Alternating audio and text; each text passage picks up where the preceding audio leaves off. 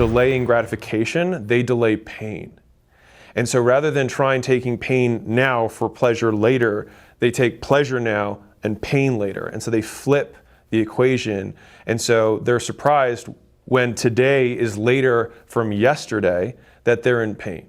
Because if last week you were like, I'm starting my diet this week, then it is now this week, and you've delayed the pain to today. And that means that the body you have right now is the result of the delayed pain that you are now forcing yourself to endure. And so they're somehow surprised when the bill comes due that they pushed off from the past. And so the first lesson of getting out of poverty is 2 words. It's my fault. It's I have to own that. And I think my fault you can kind of extrapolate to right now. Not like, you basically have to own everything that passed to this moment. So all the pain that I've gone through, all of the Mondays that I've missed, all of the diets that I've skipped, all of the savings I haven't made, all of those are not my dad's fault, my mom's fault, my circumstances' fault, the country I was born in's fault, the zip code, any of those things' fault. It's just mine. And the thing is that people have this belief that because they have a strong argument for why it's something or someone else's fault, that somehow helps them.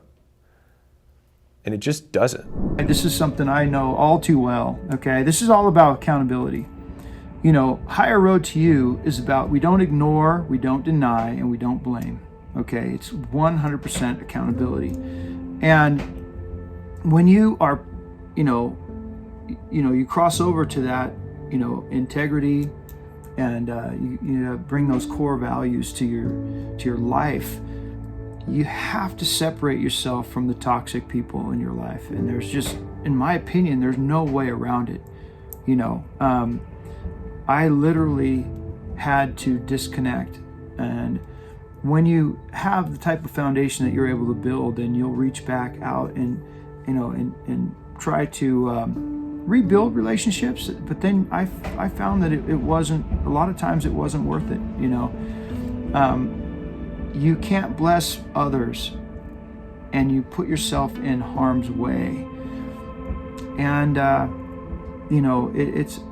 it's tough, but you reach a new level of play that it's like going back into a tree fort, with your friends. You get together and they just can't encourage you enough to, go back into the tree fort, when you were in grade school. And it's just weird. It doesn't make sense at all. And they're talking story that you've heard 100 times over. A lot of times when people do drugs, let's say they started doing drugs at 13. Well, if they continue to do drugs, they're 13, and it's hard to have, a really good relationship and have a good conversation, a good time, even for a short event.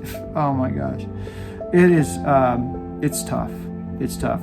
So what comes to accountability is you don't ignore, you don't deny, you don't blame, and you do have to separate yourself from that environment. And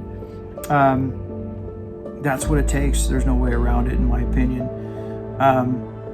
Nutrition, physical, and social activity were a major part of my life, and I created new family environments, and I raised my kids to have that foundation so that as they ventured out, they'd be leaders, and that they would also very much include anybody, and nobody was excluded, unless, of course, they wanted to take on a lifestyle that, wasn't healthy. So I told them, I was very open about my life and what I was able to separate myself from. And I'm so proud of my kids, to have a world perspective and to have, such a foundation to pursue life in such a way that I could only dream about at their age. So I can't say enough about accountability. And this is where you forge luck and opportunities present themselves.